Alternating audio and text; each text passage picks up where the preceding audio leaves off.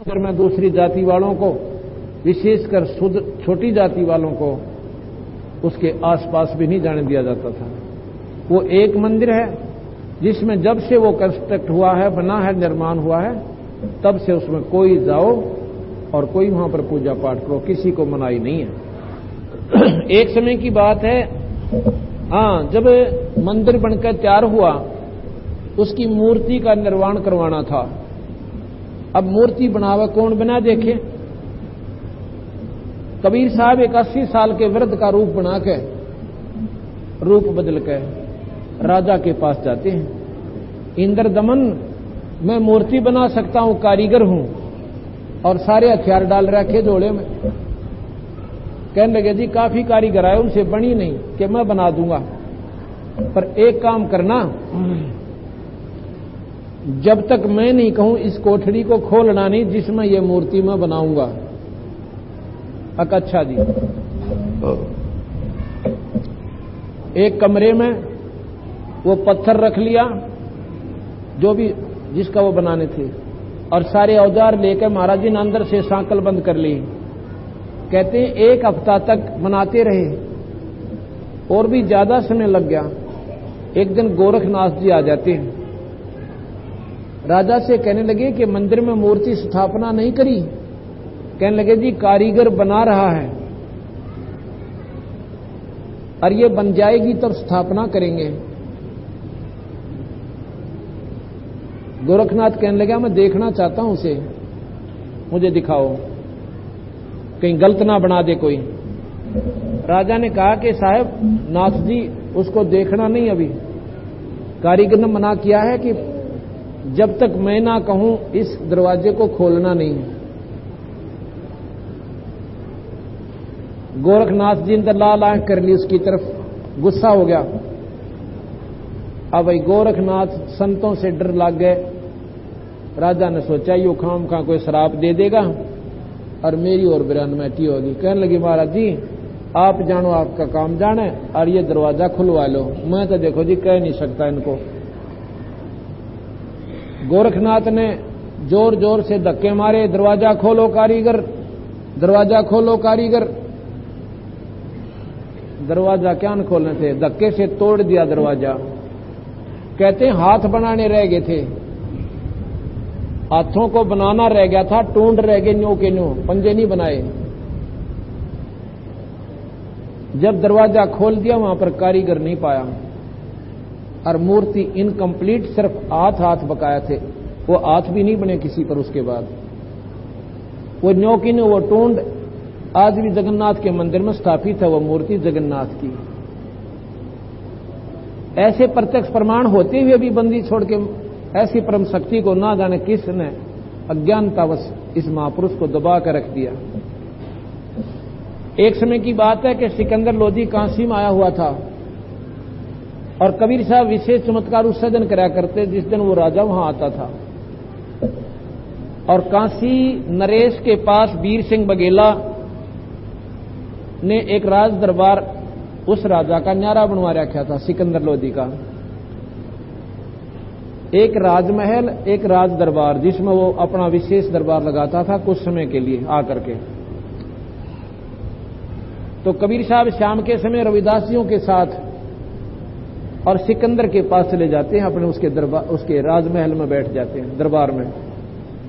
साथ ही साथ था ऐसे जैसे बीच में द्वार कमरा, बीच में गेट था। उस दिन वो राज दरबार में बैठे हुए थे, साहब भी वहीं चले गए, रविदास जी साथ थे।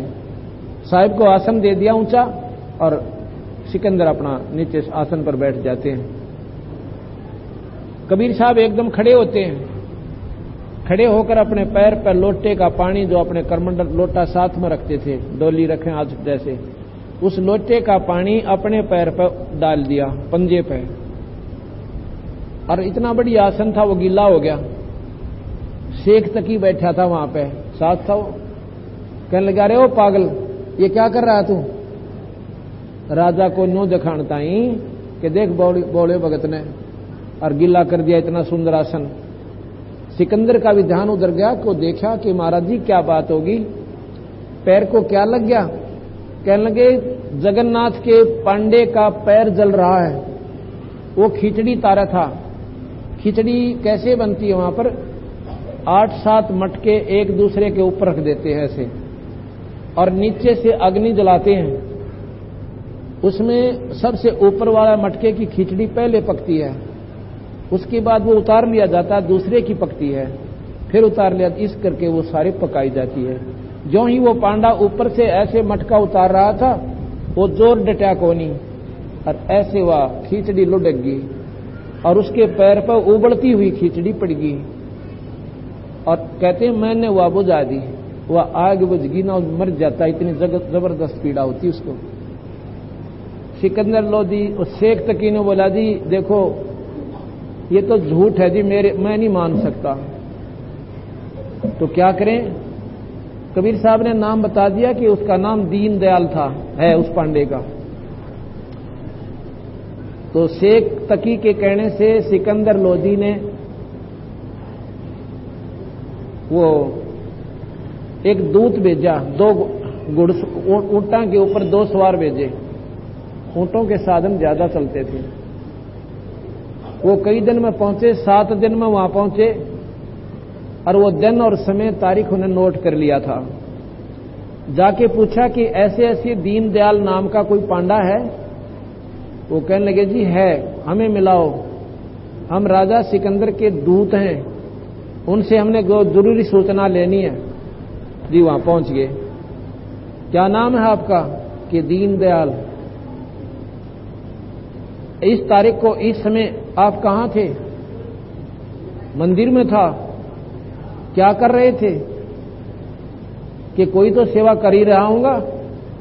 कि तेरे पैर पे कोई ऐसे मटका गिरा था, जलती हुई खिचड़ी का गिरा था, तो किसने तेरी जलन को किसने बुझाया? कबीर साहब ने। कौन कबीर? काशी वाला। कहां रहता है? वो तो हरदम यहां रहता है, रोज आता है यहां पर, और जगन्नाथ के ये जितने भी सेवक हैं सब उनके रोज दर्शन करते हैं। वो कहने लगा वो तो वहां भी था, यहां कैसे आ गया? हमने नहीं मालूम कहां था, यहीं पर आया हुआ था। उसके और भी कई गवाह थे कि ऐसे ऐसे कबीर साहब साथ खड़े थे, इतना ठंडा पानी डाला जैसे बर्फ का होता है। अगर कबीर साहब बर्फ पानी नहीं डालते तो हम ले जाते, इतना तो वो मर जाता। उन्होंने, दोनों दूतों ने अपनी अपनी पूरी स्टोरी उनकी लिख ली, पूरी कहानी, और दस्तक करवा लिए को 20-20 व्यक्तियों के। वापस आके और सिकंदर लोदी को दिखा दिया, महाराज जी ज्यों की ज्यों सत्य है। बोल सतगुरुदेव की। अभी आपने सुना था कि राज दरबार में साहेब कबीर ने पग पे डाला पानी और जगन्नाथ के पंडे के पैर किया पड़गी आग बुझानी, और दूत भेज के पूछी कहानी, ज्यों की त्यों ही पाती है, सतगुरु अपना साथी है। सतगुरु हरदम साथी है, मूर्ख मनुआ काल की चिंता क्यों सताती है।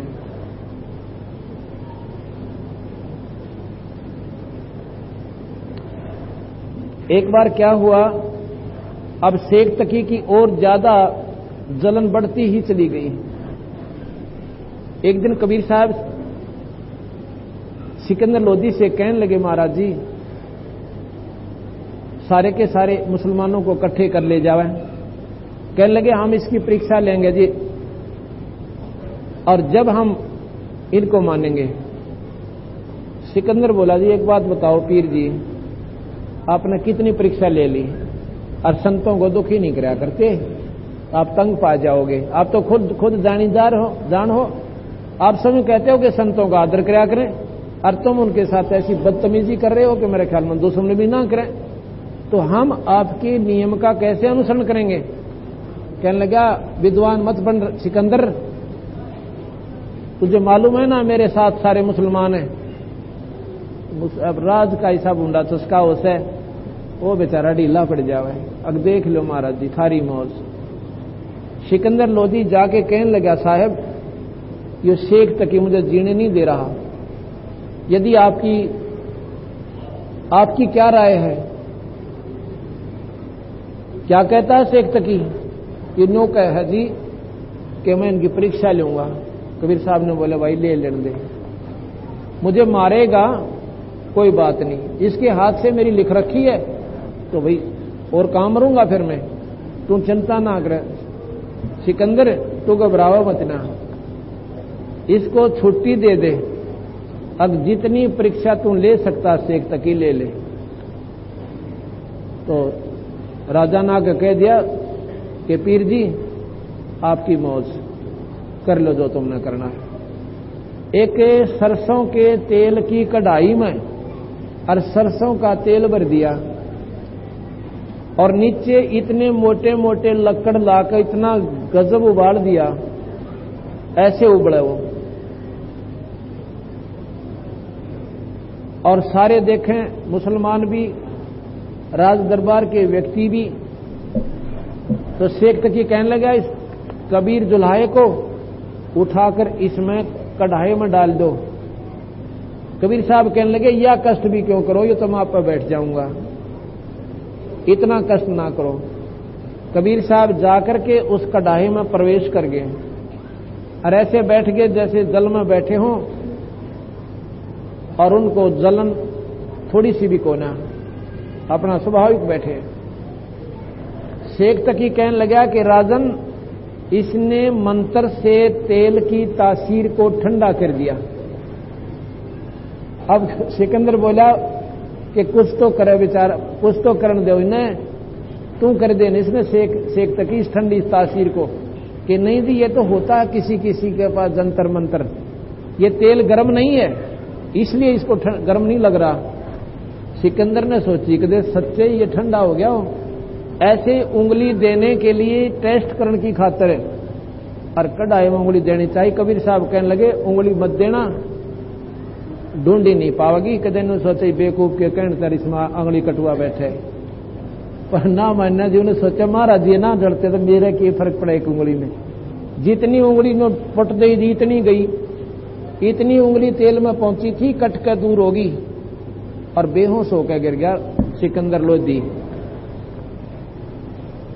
अब कबीर साहब बाहर आए, यो बेवकूफ राजा नोर मरुआ होगा, चलो महाराज के मैं सरोना नहीं क्योंकि अविनाशी थे वो। तो उठ कर राजा को होश में जाए कबीर साहब, उठो राजा।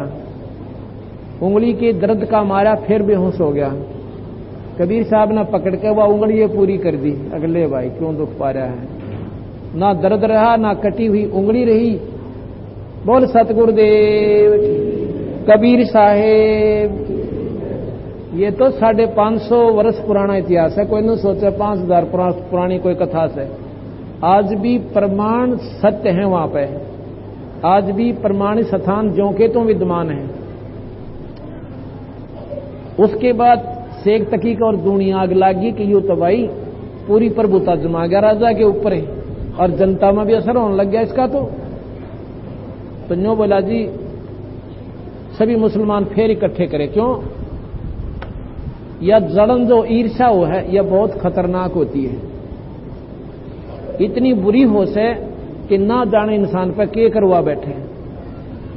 तो शेख तकी ने कहा कि राजा एक परीक्षा और लेने दे मन इसकी। कबीर शेख तकी ने बोला जी, सिकंदर लोधी कहने लगे देखो पीर जी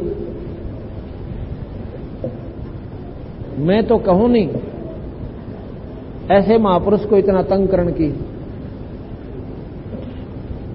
और मैं जाता हूं उनके पास प्रार्थना करता हूं। कहने लगे महाराज जी वो शेख तकी मुझे जीने नहीं दे रहा, या तो मैंने राज त्यागना पड़ेगा मालिक। कबीर साहब कहने लगे ना भाई तने कुछ भी नहीं छोड़ना पड़े, उसकी मैंने कह दिया वो जो चाहे सो कर ले। तो कहने लगे क्या परीक्षा लेना चाहते हो पीर जी? कि हम अपने हिसाब की परीक्षा लेंगे, बताते को ना क्या करेंगे। कबीर साहब उनके साथ हो लिया। देख जुल्मी जीव सिर्फ न्यो इस उद्देश्य से कि ये ना हिंदू ना मुसलमान, इसका कोई सपोर्टर को ना है। अरे इसने क्यों करे तोड़ो, क्यों करे इसको दुखी करो, गरीब आदमी है। लेकर बंदी छोड़ को पकड़ कर बाजू से और एक जेरे कुएं में डाल दिया।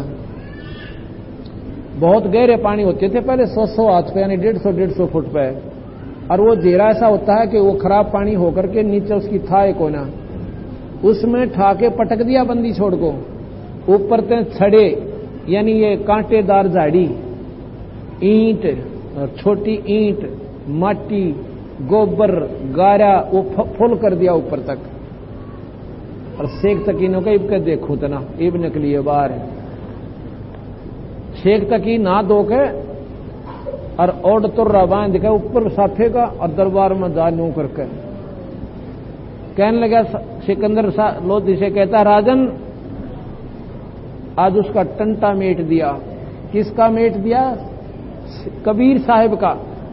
कहने लगे महाराज जी तो ये बैठे कमरे में अंदर जाकर देखे उसके तो फर जो है ना सारी काया अलग या कौन कहानी बन गई। अपने हाथा हजारों आदमी आगा के उसके अंदर डाल कर आए। कबीर साहब कहने लगे ये बैठे साहब तो ये तो जब आ गए तो 2 मिनट पास है। मैंने सोचा ये फिर पेंडिंग उड़ाई रहेगी होगी थारी। मैं तो इस सोच में रहा था कि आगे फेर करते होगे, कभी आज छोड़ गए होगे इनको। अब भाई उसका तो बड़ा जुल्म होया कि तो है क्यों कर मरे है। अरे यूं मरे बिना तेरा राजपुर दरबार में 5% नहीं, बात बिगड़ गई। उसने क्या करा, 5-7 गुंडे तैयार करे कि आज कबीर साहब को काट काना हमने, रात ना उसकी झोपड़ी में काटेंगे। 5-7 गुंडे लेकर तलवार लेकर स्वयं शेख तकी साथ गया रात्रि के समय। कबीर साहब सो रहे आंगन में, चांद का चांदना।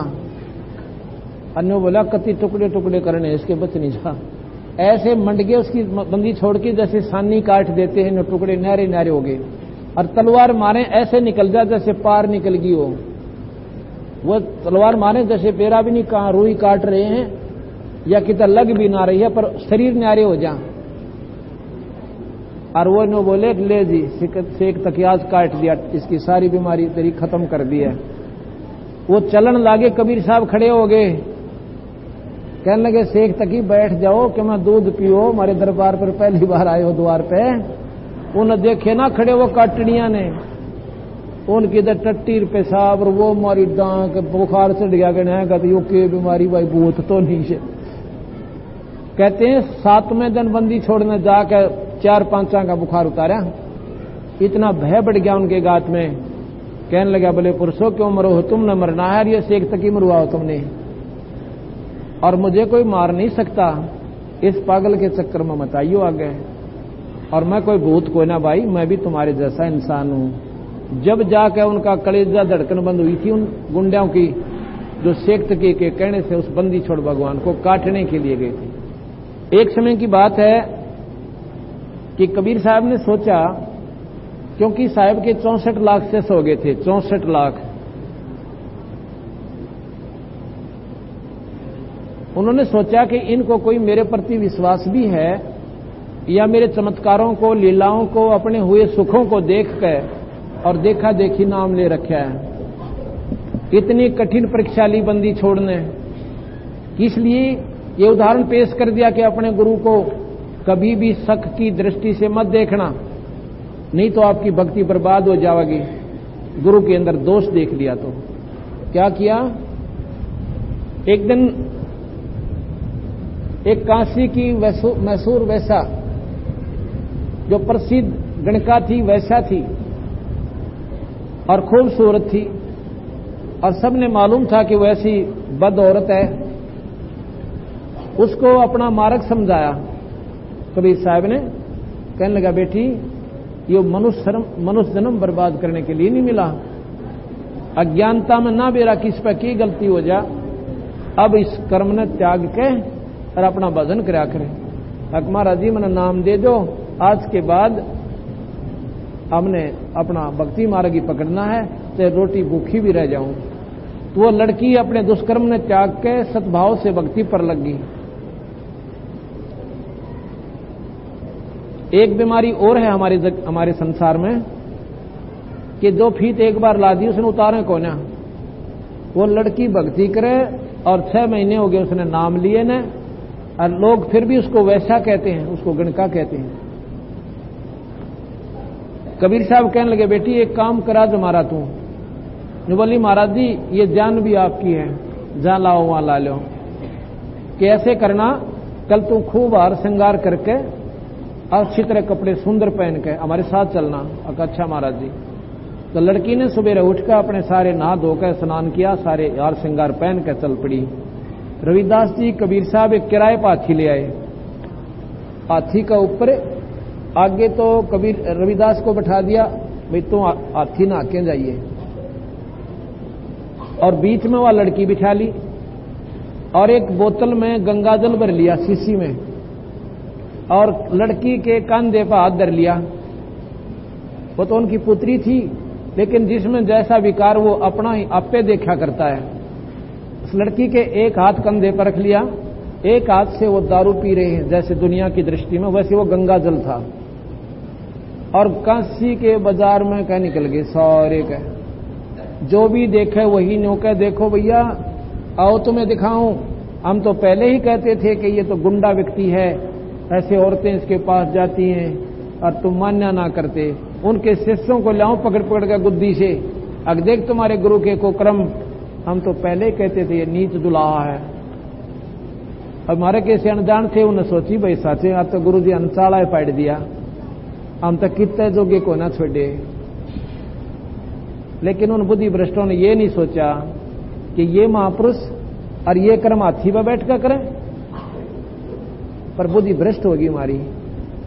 अपने गुरु को गालियां दें, कोई न कहो मैंने तो वैसे ही नाम ले लिया था, एक दिन चले गए थे, 2 बात सुन ली थी, मैं उनका चिल्ला चला को नहीं, सारे 64 के 64 के लाख नरक में चले गए। गुरु के प्रति दोष देख के कहते हैं 2 बच गए, अर्जुन और सर्जुन नाम के, वो बाहर गए हुए थे, वापस आए, उन्होंने भी सुना कि ऐसे ऐसे गुरुदेव ने चाला कर दिया, कभी कितना जोग का काम नहीं छोड़ा, हम तो बाहर निकलने जोगे नहीं रह रहे। भाई क्या हो गया कि ऐसे ऐसे एक गणका के साथ बहुत बुरा कर्म करते देखे सारी दुनिया ने, ऐसी तरह बोला नो बोला रहा मुंह बंद का बात करो महाराज जी, ऐसा कर्म कभी नहीं कर सकते। नो बोला कोई ना दस्ती, अगर नहीं मेरा हमारा यकीन नहीं है। कहने लगे वो दूसरे के जाके देख ले, आज भी उसके आंगन में बैठे हैं दोनों, वो कबीर साहब उस वैश्या के घर में। उन्होंने नो मालूम था कि वो बिल्कुल गंदी औरत है, अर्जुन सर्जुन को भी, लेकिन नो नहीं मालूम था, उन्हें नाम ले लिया। वो कई दिन में साल भर में बाहर से आए थे, उन्हें जाकर देखा महाराज जी आंगन में बैठे हैं, लड़की उनके पैर दबा रही है, वो खाट पर बैठे हैं। ऐसे गली में खड़े होकर अर्जुन सर्जुन कहते हैं गुरुदेव, महाराज जी तो जानी जान से देख रहे थे, बॉडी पीरियड और आन लाग रहे, तो कहने लगे क्या बात है कि गुरुदेव आपने यहां नहीं बैठना चाहिए था, ये तो नीच का घर है। कबीर साहब ने बोले भाई तुम तो मेरे गुरु हो गए, जब गुरु ने आदेश देने लगे कि जाओ तुम्हारा कोई ठिकाना नहीं इस पृथ्वी पर, भाग जाए यहां से। अब वो विद्वान थे, समझदार थे, कहने लगे तुम्हारी मुक्ति नहीं हो सकती। जब गुरु में दोष देख रहा तो दोनों के दोनों हाथ जोड़ के एक टांग पर खड़े हो जाते हैं। कहने लगे महाराज जी गलती होगी, हम पापियों का उद्धार कब होगा कि भाई फिर दोबारा आऊंगा मैं जब तुम्हारा उद्धार होगा। कब आओगे कि ये अभी नहीं बताता, 100 वर्ष भी लग सकते हैं, 150 भी लग सकते हैं, 200 भी लग सकते हैं। तो महाराज जी हम इतने दिन क्यों कर रहेंगे कि मेरी कृपा से तुम इसी शरीर में रहोगे। तो गरीबदास के रूप में कबीर साहब फिर दोबारा आए छुडानी में। तो अर्जुन सर्जुन को जब नाम देकर उन्होंने दूसरे तब पार किया, वो 200 वर्ष के महापुरुष हो चुके थे, उनकी आयु हो रही थी, और गरीबदास जी ने छोटे से थे जब उनको नाम दे करके पार किया था। रविदास कबीर हाथी चढ़ चाले, संग ले ली गणका माई, और गंगोदक कहते हैं गंगा जल को, गंगोदक शीशी में भरकर मजराजों पीवे भाई, मजरा कहते हैं शराब को। और 64 लाख ने भक्ति बहाई खत्म कर दी, मूर्ख को नहीं प्रतीत आती है, सतगुरु अपना साथी है, हरदम साथी है। इस बात को देखकर सारी काशी में चर्चा होगी। सिकंदर लोधी वहां गया हुआ था उस समय, तो सारे गांव उसके वहां के लोग इकट्ठे होकर राजा के पास पहुंचे। कहने लगे महाराज जी हमारा तो जीना आराम कर दिया उस कबीर ने। क्या कर दिया? ऐसा जुल्म किया है उसने कि धरती पर आज तक किसी ने नहीं किया हो। हम तो अपनी बहन बेटियों को साथ लेकर बाहर निकलन जोगे नहीं छोड़े, ऐसा जुल्म कर दिया। वो सारी कथा बता दी कि ऐसे ऐसे लड़की को, एक वैश्या को साथ लेकर दारू पीता हुआ और उसके साथ ऐसे बात भर के और सारे बाजार में बुरे कर्म, बुरी रागनी गाता हुआ जा रहा था। अब जब 1000 आदमी जाकर के राजा के पांखी तो होंगे, ने बोला भाई ऐसे करो, भाई क्या करना है कि जो उसने खत्म कर दो, ऐसी मौत मारो कि दुनिया देखे। शेख तकी ने भाई मौका मिल गया, कहते खूनी हाथी आगे डालना इसने। अब बांध लाए जी, बंदी छोड़ को पकड़ जाए, बांध के पैर हाथ जोड़ के मैदान में डाल दिया और देखने वाले दूर दूर खड़े हो गए। सिकंदर लोधी ऊपर बरंडा बनवा लेता था, बनवा रखा था वहां पर जहां पर यातना दिया करते थे, वहां पर बैठा है ऊपर एक खूनी हाथी को दारू पिला के पीलवान ऊपर बैठा है और कबीर साहब को मरवाने के लिए खूनी हाथी से कि नोच नोच कर गोडे मार मार कर पाड़ गए, इसको ऐसे ढंग से मारो कि और दुनिया ऐसा जुल्म ना कर दे, डराने के लिए। हाथी ने जब लेकर के पीलवान आगे को चला है, कबीर साहब ने शेर का रूप दिखा दिया उस हाथी ताई। हाथी ने मारी चिंगाड़ और लीद करे और भाग्या जा उल्टा। अब पीलवान डर गया कि राजा तने मारेगा कि भी इतने दिन में हाथी तेरे को दे रखा था और तूने इसको इतना भी कंट्रोल नहीं हुआ। अब उसने बाले ठोक दिए, उसके अंकुश मारे जोर जोर के, हाथी फिर वापस हो लिया। इतनी दूर आ गया, महाराज ने फिर रूप दिखा दिया गोबर शेर का। हाथी फिर जो पीलवान कीता, हाथी कीता, वो भाग गया, वो भाग गया। अब राजा ने सोचा ना, उसने साहब ने सोचा कि राजा भी इसको पीड़ा देगा, पीलवान को भी बेचारे ने दुखी करेगा और इस जीव ने फेर लाऊंगे हाथी ने मेरी खातिर। बंदी छोड़ खड़े हो जाते हैं। इतना ऊंचा स्वरूप दिखा उस बादशाह ने कि मानो काल दिखाई दिया हो। वहीं से ऐसे घबराता हुआ, जैसे कांपता हुआ सिकंदर लोधी और मैदान में आ जाता है, साहिब के चरणों में पड़ जाता है, हाथ जोड़ ले, मुझे माफ कर दो परवरदिगार, मेरे से गलती होगी, मैं नीच आत्मा हूं जी, मेरे को तो ये लोगों ने आकर बता दिया था, मैंने इसलिए आदेश दे दिया था, माफ कर दिया। कबीर साहब आगे करने, शेख तकी ने फिर सुस्कार दिया लोगों को कि राजा ने तो भाई ये तो इसकी मेहर करा है, ऐसे बात नहीं बनेगी, इसको खत्म करेंगे। तो लोग फिर इकट्ठे होकर गए जी, नो नहीं बात बने, हम ऐसे नहीं माने, इसको खत्म करेंगे। बोला भाई कर लो, खत्म कैसे करोगे? तो उसको पकड़ के कबीर साहब को और किश्ती में बैठाकर गंगा के बीच में जा छोड़ा, पकड़ के वहां नो डाल दिया। कबीर साहब उस जल के ऊपर ऐसे बैठे जैसे थल पर बैठा करें, एन ठाठ से ऊपर बैठे और दुनिया देखे डूबया को नहीं, इतनी गजब की लहर कि उसको खत्म कर दे, 1 मिनट में भी ना पावे। और बंदी छोड़ उस लहर के ऊपर ऐसे बैठे, ऐसे हो रहे हैं बैठे बैठे, और पानी नीचे से जा रहा है। अब नहीं बसाई तो कहते हैं फिर ले आए उल्टे पकड़ के, उनके गले में रस्से बांध कर पत्थर बांध दिए, हथकड़ी जड़ दी और पाया में बेड़ी, और इतने भारा भारा पत्थर बांध कर नो लुढ़का दिए। महाराज जी नो के नो बैठे, वो पत्थर बेड़ी जड़के और पानी में चली गई और साहब ऊपर नो के नो बैठे। अब क्या किया, डले मारन लग गए, पत्थर से भारा भारा मारे, एक भी नजदीक नहीं जा, कोई इधर गिरे कोई इधर गिरे, कोई वहीं गिर जावे, को परले पार चला जाओ, परले दूसरी दूर जा पड़े। फिर सैनिकों को आदेश दिवा दिया शेख तकी ने कि गोलियां मारो। फिर गोली मारन लग गए, एक भी गोली बंदी छोड़ की तरफ नहीं जावे, ऐसे फिर जावे। बंदूक की गोली कद ऐसे होती है, वो ऐसे निशाना लें, गोली ऐसे जा रही है, ऐसे जा रही है। आखिर में तो गरीबदास जी ने लिखा कि तोब मंगवा ली, 8 पैर तक तोब के घोड़े उस बंदी छोड़ के ऊपर छोड़े उन नीच आत्माओं ने। जब साहब ने सोचा ये मूर्ख अनाड़ी लोग ऐसे नहीं मानेंगे, जल में डूब गए, दिखाई कौन दिए, आगे चाल ले जाएंगे बेवकूफी तक कोई ना देते। जल में चले गए। सबने सोचा कि अब ये मर गया और इसके ऊपर ही रेता फिर जाएगा, खत्म हुआ। सब खुशी मनाते हुए आ जाते हैं और जाके बताएंगे रविदास को। वो बहुत गुण गाया करता, ये अविनाशी है, ये भगवान है। जब वो नजदीक पहुंचे तो कबीर साहब वहां बैठकर रविदास के पास शब्द गा रहे हैं और उन्हें जानते सुना कि ये शब्द तो कबीर साहब की आवाज है। अंदर जाके देखा रविदास अकेले बैठे हैं। तो वो सभी शेख तकीर सब कहने लगे ये आवाज कहां से आ रही थी दूसरे व्यक्ति की, ये कौन था? अब कबीर साहब थे।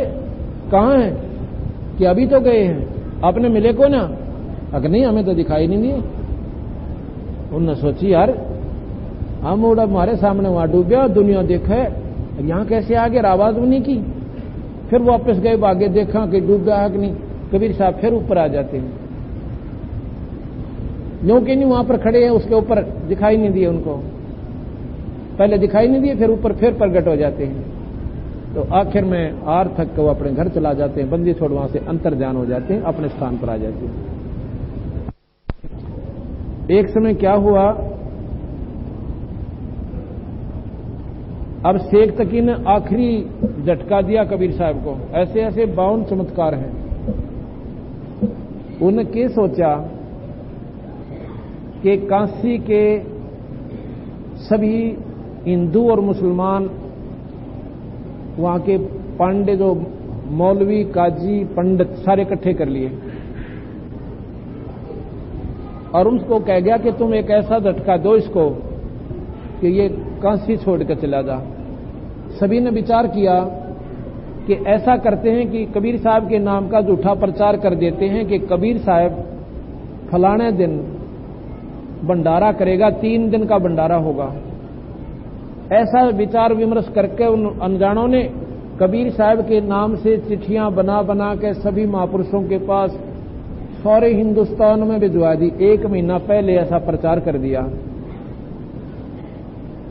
जिस दिन निश्चित समय था उस दिन 18 लाख व्यक्ति और काशी में चौपड़ के बाजार में आकर डट जाते हैं। बहुत लंबा चौड़ा क्षेत्र था, 18 लाख, जिसमें महात्मा सभी बेखों के, हिंदू और मुसलमान भी सारे आकर के 18 लोग महापुरुष वहां पर इकट्ठे हो जाते हैं।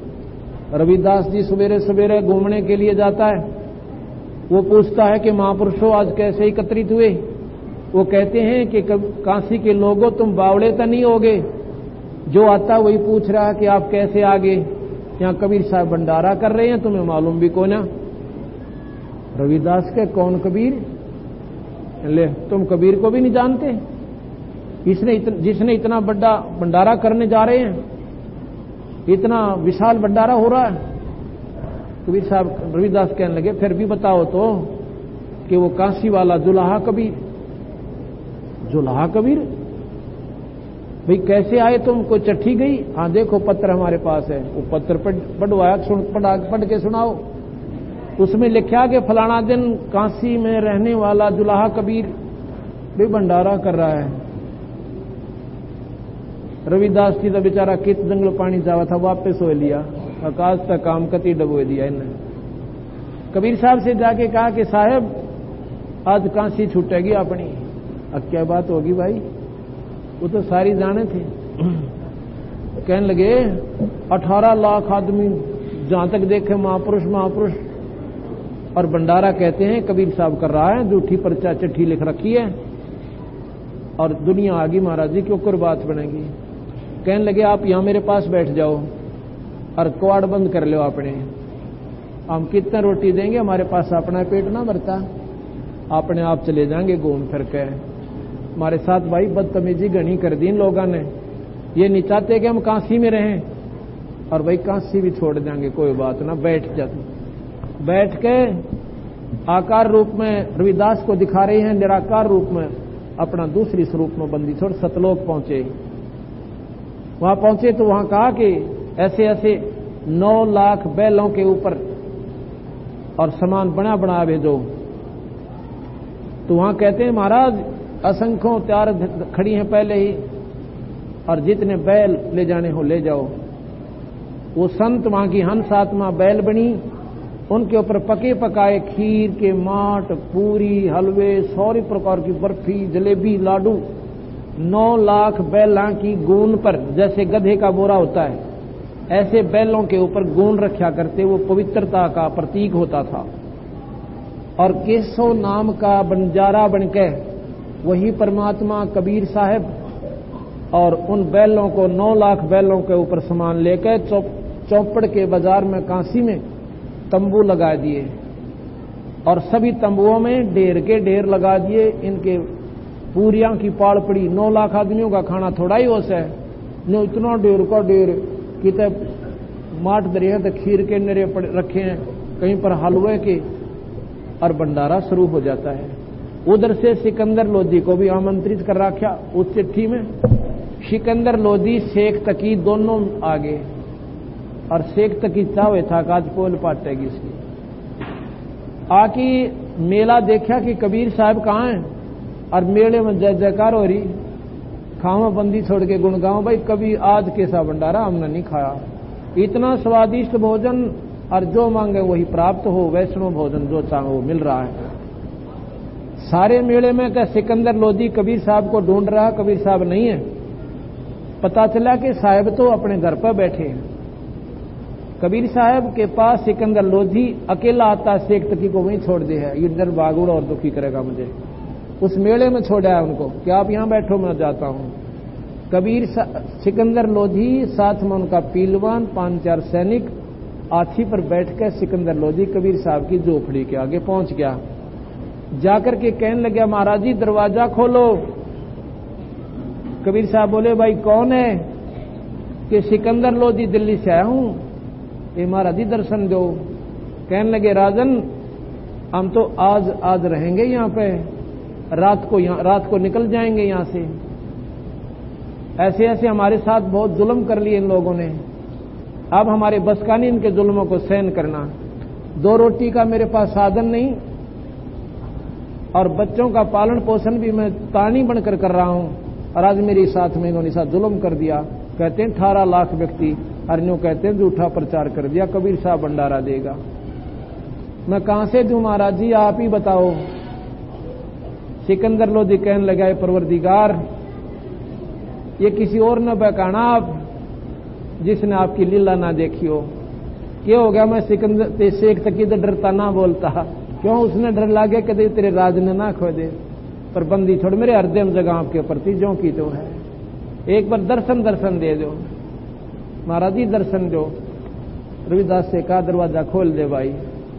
आके सिकंदर लोधी चरणा में पड़कर रोने लग गया। बंदी छोड़, एक बार चल करते देखो आपने के रंग ला रखा वहां पे। कबीर साहब कहने लगे जी, कबीर साहब से वो कहा सिकंदर ने, एक बार महाराज जी मेरे साथ चलो मेले में। जब कबीर साहब खड़े हुए ना चलन की खातर, आकाश से फूल बरसन लागे, बंदी छोड़ के ऊपर। बोल सतगुरुदेव की। अपने आप ढेर लाग गया वहां पर फूलों का। सिकंदर लोधी ने कबीर साहब को हाथी पर बैठाया अपने चैंडोल में, और अपने हाथ नो चौर करने लगे उनका ऊपर। पहले रविदास करने लगा, फिर रविदास से ले लिया, मन दे दो महाराज जी, आप तो रोज सेवा करते हो परवरदिगार की। और स्वयं उसका शेख तकी उस परमात्मा की चौर करता हुआ और मेले में पहुंचे। वहां पर केशव से पूछ रही है वह दुनिया कि आप कबीर साहब के क्या लगते हो?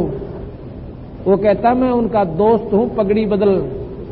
मेरे पास चिट्ठी गई थी कि एक छोटा सा भंडारा है और कुछ सामान लेते आइएगा। ओए होए होए, वो तुरा बोलो, इतने बड़े भंडारे को अर्नियों कहें छोटा सा भंडारा है, कुछ सामान लेते आइएगा। मैं तो उसका दास हूं भाई, ऐसे ऐसे लाख भंडारे करेगा तो भी दूर नहीं उससे। तो शेख वहां आगे बंदी छोड़ और मेले में घूम रहे हैं, देख रहे हैं। आखिर में केशव की तरफ से एक संदेशा आया कि साहब आप मेरे तंबू में आइए। कबीर साहब उतर के साथ में शेख तकी और सिकंदर लोधी और तंबू में चले जाते हैं। वहां पर 8 पैर तक केशव प्रश्न करता कबीर साहब से डबल रोल में कि महाराज जी क्यों आए से गंदे स्थान पर? एक पल का, एक सुख का सांस आपको ये लेने नहीं देते दुनिया। कहने लगा, केशव तो नहीं जानता मेरे दुख ने, ये सारी मेरी आत्मा है। आप केशव ने कहा कि आप इनको खत्म क्यों नहीं कर देते, शेख तकी जैसे दलील को आपको इतना तंग कर रहा है कि किसको खत्म कर दूं, ये तो अनाड़ी है, ये है तो मेरा ही बच्चा, क्योंकि सब आत्मा मेरी है, सतलोक से आई हुई है, इनको मारूं तो मारूं किसको। इस करके पंथी छोड़ने इतना दया भाव दिखा, दुनिया की चौन तोड़ी, 8 पैर तक सत्संग हुआ वहां पर, इसी सतलोक के बारे में जानकारी वहां बंदी छोड़ने दी। बोल सतगुरुदेव। उसके बाद क्या हुआ कि जब वो भंडारा समापन हो लिया, 3 दिन भंडारा चला। एक दिन में 3 जून होती है, सुबह नाश्ता, दोपहर में खाना, शाम में फेर, और 3 दिन तक, और 18 लाख व्यक्तियों का। ओए होए, गरीबदास जी कहते हैं खुला भंडारा गैब का बिन चिट्ठी बिन नाम, और गरीबदास मुक्ता तुले धन केशव बलिजाम। जब चलने लगे वो केशव दुनिया के सामने कबीर साहब में समा गया, अकेले कबीर साहब रह जाते हैं, वहां केशव नहीं रहा। बोल सतगुरुदेव सत साहेब। मुक्ति का मार्ग जोरे है, कोई देखो सत्संग करे। मुक्ति का मार्ग जोरे है, कोई देखो कोई देखो सत्संग करके, कोई देखो सत्संग के। मुक्ति का मार्ग दूर है, कोई देखो। सत्संग किया था अनु बजरंगी ने मुनिंदर जी के संग में। सत्संग किया बजरंगी ने मुनिंदर जी के संग। कहे मुनिंदर सुनो अनुमाना, तुम उलझे फीके रंग में। कहे मुनिंदर सुनो अनुमान, तुम उलझे झूठे रंग में। ये 30 करोड़ राम ओझा लिए, जीत जीत के जंग ने। ये 30 करोड़ राम ओझा जीत जीत। देखा सतलोक नजारा था, विधि पूछी चरण पकड़ के। विधि पूछी चरण पकड़ के, विधि पूछी चरण पकड़। मुक्ति का मार्ग जोर है, कोई देखो करके। मुक्ति का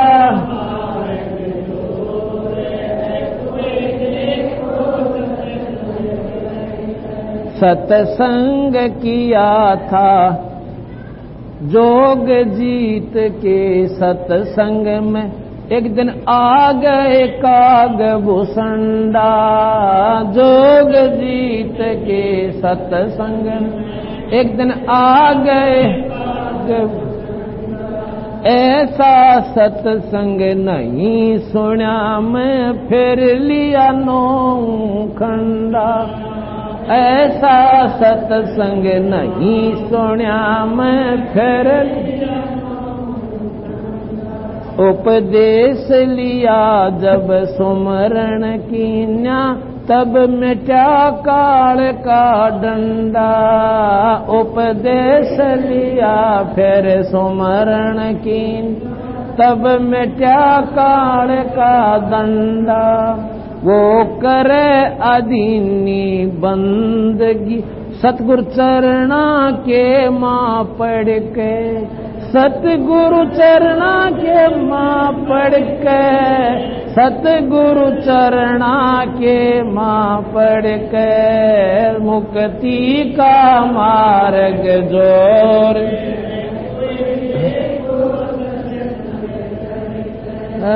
मुक्ति का मार्ग जोर है,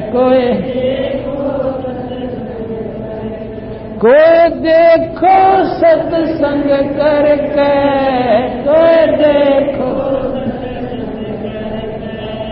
मुक्ति का मार्ग दूरे है। कोई सत्संग किया था सतगुरु जी से पक्षी राज गरुड़ ने, सत्संग किया सतगुरु जी से पक्षी राज गरुड़ ने। आके सत सुकृत के स्वाद बतावे, जो गूंगा खा के गुड़ ने। कह सत सुकृत के स्वाद बतावे, गूंगा खा के गुड़। अकड़ घनी थी ज्ञान की, फिर लगी गर्दन मोड़ने। अकड़ घनी थी ज्ञान की, निर्गुण उपदेश लेवे सतगुरु से, तब सुरत अगम को सरक, तब सुरत अगम को सरक, तब सुरत शरके। मुक्ति का मार्ग दूर है कोई, मुक्ति का मार्ग दूर है कोई। कोई देखो सत्संग करके, कोई देखो मुक्ति का मार्ग दूर है। साहेब कबीर ने नानक जी से कही अगम की वाणी। साहेब कबीर ने नानक जी कही अगम की, कह नानक में तो वाको मनुज की जोत स्वरूप निशानी। कह नानक में तो उसको मान जकी जोत स्वरूप। देखी सतलोक की चांदनी, वा ज्योति फीकी जानी। देखी सतलोक की चांदनी, वा ज्योति फीकी। वाहे गुरु सतनाम कया, उन गणी उमंग में वर के। उन गणी उमंग में वर के, उन गणी उमंग में वर के। मुक्ति का मार्ग ओ है कोई दे, मुक्ति का मार्ग जोर है। सत्संग हुआ था मुक्ति का मार्ग और है कोई देखो। के मुक्ति का मार्ग जोर है कोई। साहेब कबीर के सत्संग में एक दिन आ गए गोरखनाथा। साहेब कबीर के सत्संग एक दिन आ गए वो सिद्धि बल से बोलते सतगुरु कहें ज्ञान की बाता। वो सिद्धि बल से बोलता सतगुरु कहें ज्ञान की बात। जब पूर्ण सिद्धि दिखलाई तब नाथ जी रगड़ा माथा। जब पूर्ण सिद्धि दिखला तब नाथ जी रगड़ा। गोरख ने वेद शब्द का पाया सतगुरु चरणा बीच पसर के। सतगुरु चरणा बीच पसर के ना बीच पसर के। मुक्ति का मार्ग जोर है है मुक्ति का मार्ग दूर है। कोई देखो सत्संग करके, कोई देखो के मुक्ति का मार्ग दूर है। ब्रह्मा विष्णु महेश ने किया सत्संग गरुड़ के साथा। ब्रह्मा विष्णु महेश किया सत्संग गरुड़ के साथा। तीनों देवानों कहने लगे हम सर्वलोक विधाता। तीनों देवानों कहने लगे हम सर्वलोक विधाता। गरुड़ कहे ये बालक मर गया इसे जवा दो दाता। गरुड़ कहे ये बालक मर गया इसे जवा दो। नहीं जिया तब न्यो बोले यो तो आठ परम ईश्वर के। ये तो आठ परम ईश्वर के, ये तो आठ परम ईश्वर के। मुक्ति का मार्ग दूर,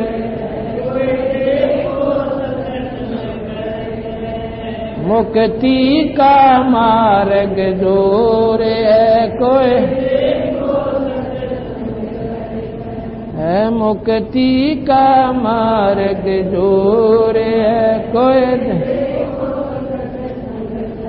सत्संग होया था सामन के घर पे, किसी हुई सतगुरु में मनी। सत्संग सामन के घर पे किसी हुई सतगुरु में मनी।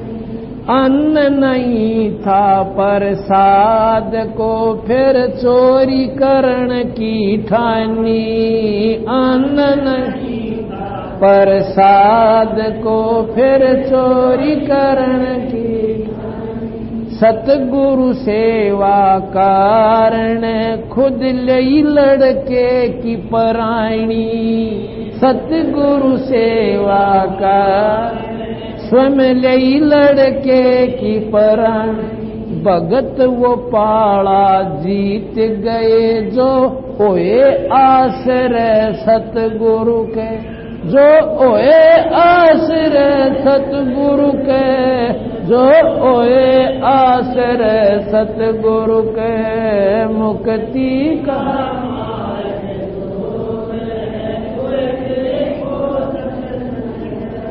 है, मुक्ति का मार्ग दूर है। कोई देखो सत्संग करके, के मुक्ति का मार्ग दूर है। मान गुमान छोड़ मेरे मनवा तत्व भेद तब दर्शे। मान गुमान छोड़ मेरे मनवा तत्व भेद तब दर्शे। प्रेम भाव सतगुरु में ओजा फिर सज अमृत बरसे। प्रेम भाव सतगुरु से हो तब सजय अमृत बरसे। सार शब्द पाए बिना सतलोक जानन तरसे। सार शब्द पाए बिना सतलोक। राम पाल मुक्ति को पाले हरदम सतगुरु नाम सुमर के। हरदम सतगुरु नाम सुमर के। हरदम सतगुरु नाम सुमर के। मुक्ति का मार्ग दूर के। मुक्ति का मार्ग दूर कोई देखो सत्संग करके, कोई देखो सत्संग करके, मुक्ति का मार्ग जोरे, कोई देखो सत्संग करके। सत्संग अभी शब्द के माध्यम से परमात्मा बंदी छोड़ कबीर साहब की आपने और विशेष महिमा सुनने को मिलेगी, जिसमें कई बार तो आपका मन स्वीकार करेगा, कभी नाकार करेगा। क्योंकि हमने जो शास्त्र आज तक सुने थे उनसे आगे हमारी बुद्धि बड़ी मुश्किल से सरक पाती है। कोई भी जानकारी या ज्ञान होता है वो सुनने से ही हुआ करता है। कबीर साहब बंदी छोड़ चारों युगा में आए हैं। सतयुग में सतसुकृत नाम से, त्रेता में मुनिंदर नाम से। जब मुनिंदर नाम से आए थे तो श्रीलंका पर जब पुल बनाया था समुद्र पर, कबीर साहब की रजा से वो पत्थर हल्के हुए थे। रामायण में हम सुनते थे कि भगवान राम ने पत्थर स्वयं रखने चाहे थे, वह डूब गए थे, नहीं तरे। नल नील ने भी कोशिश करी, वो पत्थर नहीं तरे। फिर कहते हैं कि हनुमान ने राम का नाम लिख दिया था, जहां ते तिर गए। ये कोई बात हुई? हनुमान पहले वही नहीं था क्या? भगवान राम ने उसके हाथ जोड़ने की क्या आवश्यकता थी? अगर हनुमान जी के पास इतनी शक्ति थी तो समुद्र के आगे उन्हें प्रार्थना क्यों करनी पड़ी? ऐसा नहीं था। जिनको ज्ञान नहीं था उन्होंने अपना घुमोड़ दिया, इधर उधर से घुमा फिरा कर उसको सेट कर लिया। कबीर साहब ने आके और मुनिंद्र उस निरंजन की दिए हुए वचन को पूरा करने के लिए और साहब की रामचंद्र जी की साहब ने स्वीकार की थी, मदद की थी। अब एक बार क्या होता है, जब सीता जी को रावण उठा ले गया और भगवान राम खूब तंग पा लिए, उन्होंने ये मालूम नहीं हुआ कि वो कहां गई हुई है। अब यहां पर क्या कहते हैं, बोले आदमी नो के वो तो लीला कर रहे थे। अरे भले पुरुष, वो लीला का समय था। औरत ने उठा ले गए और उसकी इज्जत का नाश होने वाला। अगर भगवान ने दे रहा था तो उसी समय और भेज करके हनुमान जी को, क्योंकि वो तिर सकता था, कूद सकता था, और कह देते और जाकर के सेना चढ़ा ले जाते, ऊपर तो उड़ा ले जाते। लीला चलो और तो मान ले, लीला भाई रो रहे थे, ऐसे कर रहे थे, लेकिन इतना समय विलंब करना वो लीला क्या थी? नहीं थी। भगवान राम को नहीं जानती वो कहां गई है। ऐसा क्यों? क्योंकि निरंजन ने उतनी ही बुद्धि दी है हमारे को, चाहे अवतार भेजे हैं उससे ज्यादा उसको बुद्धि नहीं दी। जहां पर जितनी शक्ति है वो 14 कला के भगवान थे। भगवान कृष्ण 16 कला के थे और 2 कला परशुराम की रामचंद्र जी ने ली थी, जब वो 16 कला के हुए थे। और कला तो 1000 कला का भगवान स्वयं निरंजन है, तो 1000 कला के निरंजन के सामने ये 16 कला कुछ भी कोई ना। ऐसा भी नहीं 16 कला में शक्ति नहीं, जैसे 4 हॉर्सपावर की मोटर भी बहुत काम कर दे, लेकिन 1000 ग्वाली का सामने हुआ कुछ भी कोई ना। अब क्या हुआ, हनुमान जी को भेज दिया कि हनुमान तो ढूंढ का भाई। हनुमान जी कहते हैं लंका में कूद जाता है और भगवान राम की एक मुद्रिका लेके गए थे, वो छाप अंगूठी जिस पे राम नाम लिखा हुआ था। अब जाके सारे वन में 9 लखे बाग में घूम लिया। एक वृक्ष के नीचे माता जी बैठी हैं और बहुत ही मायूस ढंग से दुबली पतली हो गई है। छोटा सा रूप बनाकर हनुमान जी पेड़ पर बैठ गए और उसकी आंखों में पानी बह रहा है सीता जी के। हनुमान जी ने ऊपर से वो अंगूठी डाल दी उनके गोड्या में। अंगूठी ने देख के कि ये तो भगवान राम की अंगूठी है। ऊपर ने देखा एक बंदर बैठा है।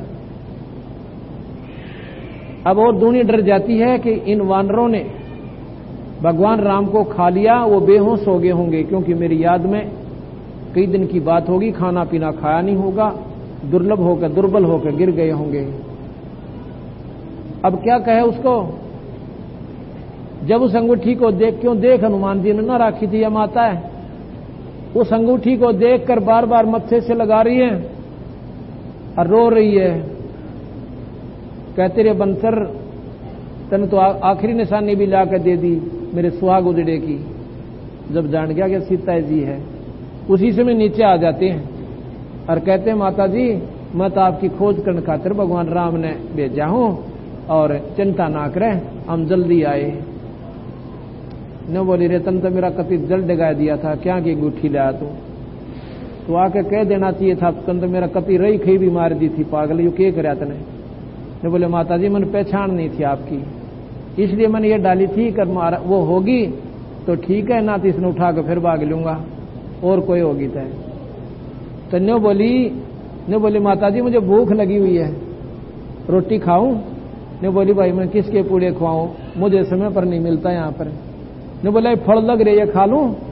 ने बोली भाई देख तोड़ के ना खाइए, अरे मेरा जीना आराम कर देंगे आरामजादे, को नीचे गिरा हुआ तो वैसे खा लिए भाई, न छेड़िए मत ना।